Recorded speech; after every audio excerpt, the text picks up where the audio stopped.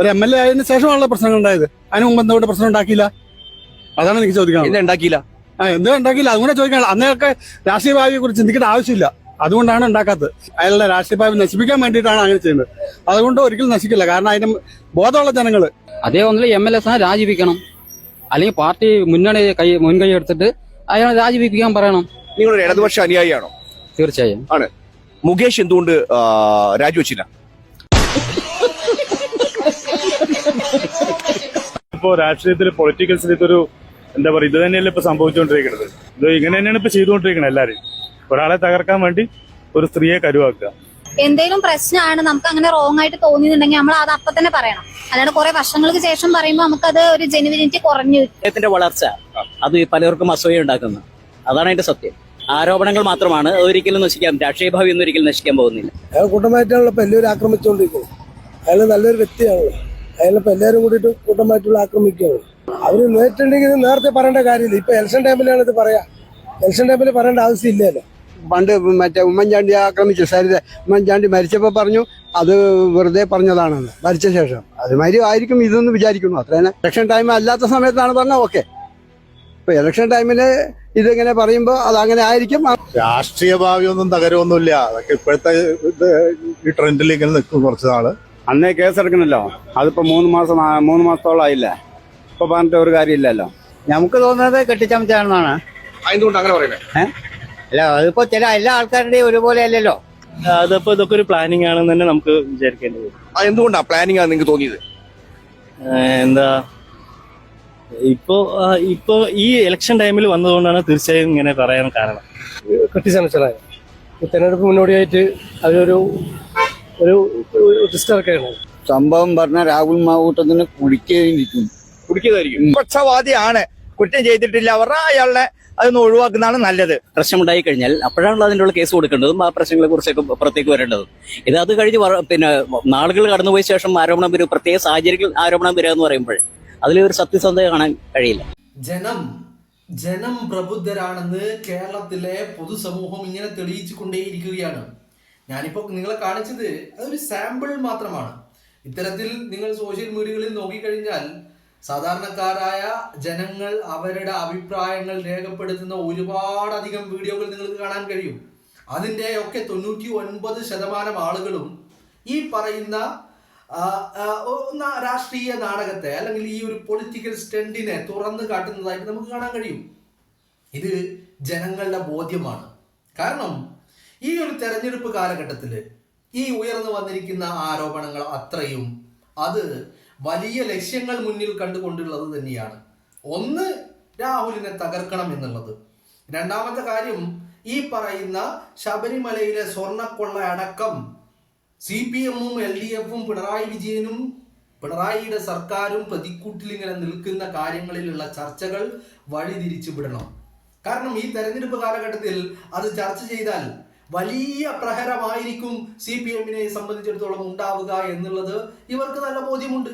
ആ ബോധ്യങ്ങളുടെ അടിസ്ഥാനത്തിൽ തന്നെയാണ് തെരഞ്ഞെടുപ്പ് വോട്ടിങ്ങിന്, ഇലക്ഷൻ പോളിംഗിന് ദിവസങ്ങൾ മാത്രം ബാക്കി നിൽക്കുമ്പോൾ ഇത്തരത്തിലുള്ള നാടകവുമായിട്ട് ഇറങ്ങി തിരിച്ചിരിക്കുന്നത്. മനസ്സിലായില്ലേ? അപ്പോ ഇത് ജനങ്ങളുടെ ബോധ്യമാണ്. കഴിഞ്ഞ ദിവസങ്ങളിലൊക്കെ വീണ ജോർജ് അടക്കമുള്ളവർ പറയുന്നത് കേട്ടു, കേരളം നിനക്കൊപ്പമാണ് എന്നൊക്കെ. പക്ഷേ എനിക്ക് തോന്നുന്നില്ല കേരളം നിനക്കൊപ്പമാണ് എന്നുള്ളത്. അത് അവിടെ നിൽക്കട്ടെ. കേരളത്തിലെ ജനങ്ങൾക്ക് വലിയ പ്രബുദ്ധതയുണ്ട്, വലിയ തിരിച്ചറിവുകളുണ്ട്. ആ തിരിച്ചറിവുകൾ തന്നെയാണ് നമ്മൾ കണ്ടുകൊണ്ടിരിക്കുന്നത്. ചുരുക്കി പറഞ്ഞു കഴിഞ്ഞാൽ, നിങ്ങൾ ഈ വാർത്താ മാധ്യമങ്ങളൊക്കെ ശ്രദ്ധിക്കുന്ന വ്യക്തികളാകുമ്പോൾ നിഷ്പക്ഷമായിട്ട് അല്ലെങ്കിൽ നിങ്ങൾക്ക് ഒരു തോന്നലുകൾ ഉണ്ടാകും. സ്വാഭാവികമായിട്ടും വാർത്തകൾ കാണുമ്പോൾ, തലക്കെട്ടുകൾ കാണുമ്പോൾ, ഈ പറയുന്ന സ്റ്റോറികളൊക്കെ കാണുമ്പോൾ രാഹുലിനെ എന്തോ പിടിച്ചങ്ങ് വിഴുങ്ങാൻ പോകുന്നു എന്നുള്ള ഒരു പ്രതീതി നിങ്ങൾക്ക് ഉണ്ടാകുമായിരിക്കാം. പക്ഷേ അതൊന്നുമല്ല യാഥാർത്ഥ്യം എന്നുള്ളത് കേരളത്തിന്റെ പൊതുസമൂഹത്തിന്റെ പ്രതികരണങ്ങളിൽ നിന്ന് മനസ്സിലാവുകയാണ്. കേരളത്തിന്റെ സമൂഹം ആരുടെ ഒപ്പം നിൽക്കുന്നു എന്ന് മാത്രമല്ല, അവരുടെ ചിന്തകളും അവരുടെ ഈ വീക്ഷണങ്ങളും ഏതർത്ഥത്തിലേക്ക് എങ്ങനെ പോകുന്നു എന്നുള്ളത് കൂടി നമ്മൾ പരിഗണിക്കേണ്ടതുണ്ട്. ഈ വിഷയത്തിൽ ഇപ്പോ വലിയ ഒരു തരത്തിൽ ഒരു ഭാഗത്ത് വലിയ സ്ത്രീ സമൂഹം തന്നെ രാഹുൽ മാങ്കൂട്ടത്തിനെ പിന്തുണക്കുന്നത് നമ്മൾ കാണുന്നുണ്ട്. മറ്റൊരു ഭാഗത്ത് പൊതുജനങ്ങള് അവരുടേതായ അഭിപ്രായങ്ങൾ പറയുന്നത് നമ്മൾ കേൾക്കുന്നുണ്ട്. പലരും ഈ പറയുന്ന ശിവൻകുട്ടി അടക്കമുള്ള ആളുകൾ വലിയ ധാർമ്മികത ഇങ്ങനെ വിളമ്പുമ്പോ, വലിയ വായിൽ ധാർമ്മികത വിളമ്പുമ്പോ തിരിച്ച് ശിവൻകുട്ടിയോട് മാധ്യമപ്രവർത്തകർ ചോദിക്കുക, എന്തേ ആ ധാർമ്മികത മുകേഷിന്റെ കാര്യത്തിൽ കാണുന്നില്ലല്ലോ എന്ന് ചോദിക്കുമ്പോ എനിക്കതിനെ കുറിച്ച് അറിയില്ല എന്നാണ് പറയുന്നത്. ധാർമ്മികത അറിയാത്ത ഒരു വ്യക്തിയെ ഞാൻ ആദ്യമായിട്ടാണ് കാണുന്നത്. അതല്ലെങ്കിലും ശിവൻകുട്ടിക്ക് അല്ലെങ്കിലും ഒന്നും അറിയാൻ പോകുന്നില്ല. സ്വന്തം വകുപ്പില് നടക്കുന്ന കാര്യങ്ങളെ കുറിച്ച് പോലും ശിവൻകുട്ടിക്ക് ബോധ്യങ്ങളില്ല, അറിവുകളില്ല. അവിടെ നടക്കുന്നത് ശിവൻകുട്ടി അവിടെ ആ കസേരയിൽ ഇരിക്കുന്നു എന്നതിനപ്പുറം മറ്റൊന്നും അവിടെ സംഭവിക്കുന്നില്ല എന്നുള്ളതാണ്. അപ്പോ ഇത്തരത്തിൽ അറിവുകളില്ലാത്ത, കഴിഞ്ഞ ദിവസം EP ജയരാജൻ പറയുന്നത് നമ്മൾ കേട്ടില്ലേ, മുകേഷിന്റെ കാര്യം ചോദിച്ചപ്പോ അയ്യോ അത് വേറെ എന്ന് പറഞ്ഞാൽ ഞാൻ അതിനെക്കുറിച്ച് കൂടുതൽ പറയുന്നില്ല. ഞാൻ പറഞ്ഞു കഴിയുമ്പോൾ അത് മറ്റൊരു രീതിയിലായി പോകും. അപ്പൊ അതുകൊണ്ട് ധാർമ്മികത വിളമ്പുന്നവർ ഇവരുടെ ധാർമ്മികത എന്താണ് എന്നുള്ളത് കേരളത്തിന്റെ പൊതുസമൂഹത്തിന് മനസ്സിലാവുന്നുണ്ട്.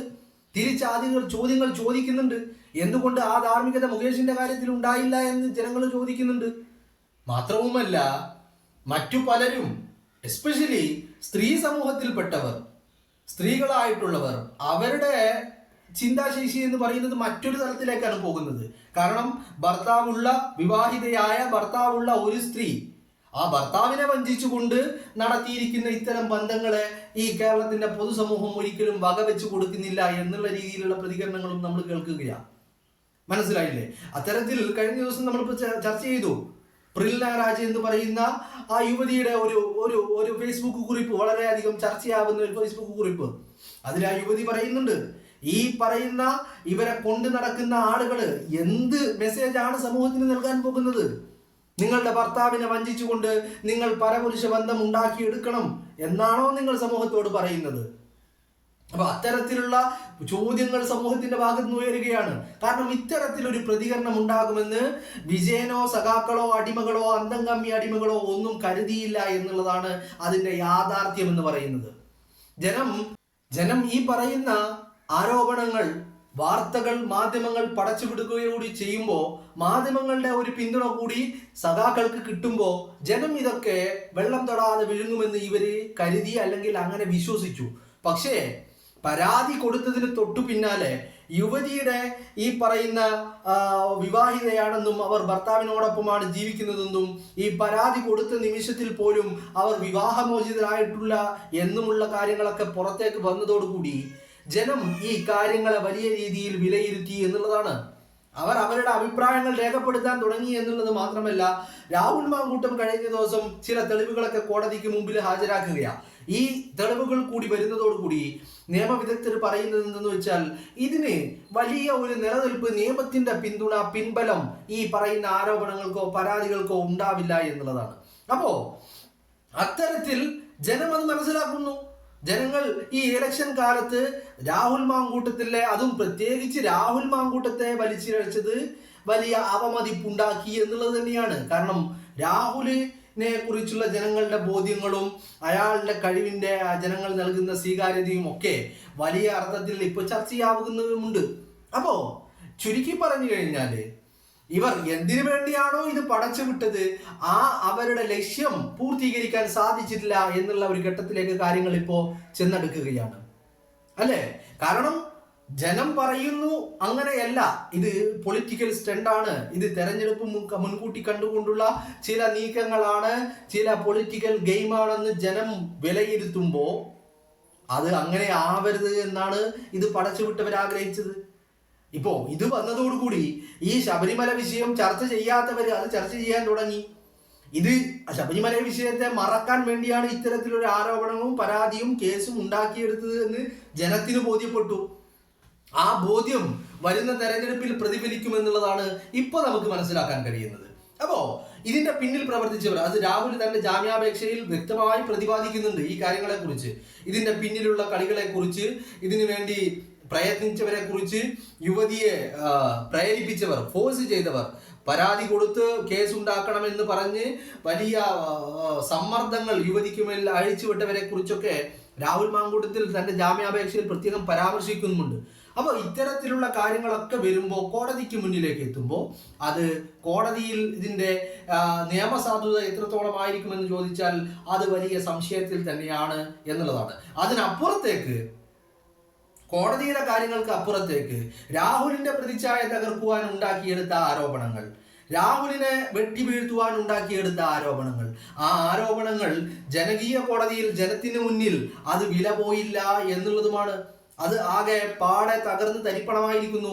ജനം പ്രതികരിച്ചു തുടങ്ങുന്നു എന്നുള്ളത്. കാരണം ഇത്രയും ദിവസങ്ങളിൽ പലപ്പോഴും ജനം പ്രതികരിക്കാതിരുന്നിടത്ത് ഇപ്പോ ഈ പരാതി കൂടി വന്നു കഴിയുമ്പോൾ ജനം പ്രതികരിച്ചു തുടങ്ങുന്നു എന്ന് മാത്രമല്ല, ജനം വളരെ ബോധ്യമുള്ളവരായി മാറുന്നു. എസ്പെഷ്യലി ശബരിമലയിലെ സ്വർണ്ണക്കൊള്ളവും അയ്യന്റെ പൊന്ന് കൊള്ളയടിച്ചതുമൊക്കെയുമായി ബന്ധപ്പെട്ട വിഷയങ്ങളിൽ ജനം പ്രബുദ്ധരാണ്. അതിനെക്കുറിച്ചുള്ള ചർച്ചകൾ ജനം ഒരു ഭാഗത്ത് തുടക്കി വെച്ചിരിക്കുന്നു. ഇതൊക്കെ ഈ പറയുന്ന ആളുകളെ സംബന്ധിച്ചിടത്തോളം ഇപ്പൊ വലിയ ബുദ്ധിമുട്ടാണ്. ഇനി അടുത്ത ഒരു സ്റ്റേജിലേക്ക് പോകാൻ നിൽക്കുന്നത് എന്താന്ന് വെച്ചാൽ, ഇനി നോക്കിക്കോ, നാളെ മുതൽ ഡിസംബർ 1 അടുത്ത ദിവസങ്ങളിൽ എന്ന് പറഞ്ഞാൽ ഡിസംബർ 9-നും 11-നുമാണ് കേരളത്തിലെ ഈ തദ്ദേശ തെരഞ്ഞെടുപ്പ് നടക്കാൻ പോകുന്നത്. അതിന്റെ തൊട്ടു മുന്നോടിയായിക്കൊണ്ട് രാഹുലിനെ അറസ്റ്റ് ചെയ്യുവാനുള്ള എല്ലാ പരിശ്രമങ്ങളും ഈ പറയുന്ന പോലീസിന്റെയും അന്വേഷണ ഉദ്യോഗസ്ഥരുടെയും ഭാഗത്തു നിന്നുണ്ടാവും. കാരണം അത് പോലീസിനെ പറഞ്ഞിട്ടോ അന്വേഷണ ഉദ്യോഗസ്ഥരെ പറഞ്ഞിട്ടോ കാര്യമില്ല. കാരണം അത്ര വലിയ സമ്മർദ്ദങ്ങളാണ്, നിർദ്ദേശങ്ങളാണ് മുകളിൽ നിന്ന് വന്നുകൊണ്ടിരിക്കുന്നത്. എങ്ങനെയെങ്കിലും ഒന്ന് തൂക്കിയെടുത്ത് അകത്തിടണം എന്നുള്ളത്. കാരണം അപ്പോ ആ ഒരു ചർച്ച തെരഞ്ഞെടുപ്പിന്റെ അന്ന് വരെ നിലനിർത്തി കൊണ്ടുപോകാൻ കഴിയും. അപ്പോൾ ചിലതൊക്കെ ആളുകളുടെ കണ്ണിൽ പൊടിയിടാനുള്ള മാർഗമായിട്ട് ആ അറസ്റ്റിനെ മാറ്റിയെടുക്കാനും കഴിയും. അപ്പൊ ആ ഒരു ഘട്ടത്തിലേക്കാണ് കാര്യങ്ങൾ നീങ്ങുന്നത്. പക്ഷേ അറസ്റ്റ് ചെയ്താലും ഇല്ലെങ്കിലും ഒക്കെ ഇത് കോടതിയുടെ മുന്നിലെത്തുമ്പോൾ കാര്യങ്ങൾ മറ്റൊരു രീതിയിലേക്ക് മാറി മറിയും എന്നുള്ള കാര്യത്തിൽ ഒരു തർക്കവും ആർക്കും വേണ്ട എന്നുള്ളതാണ്.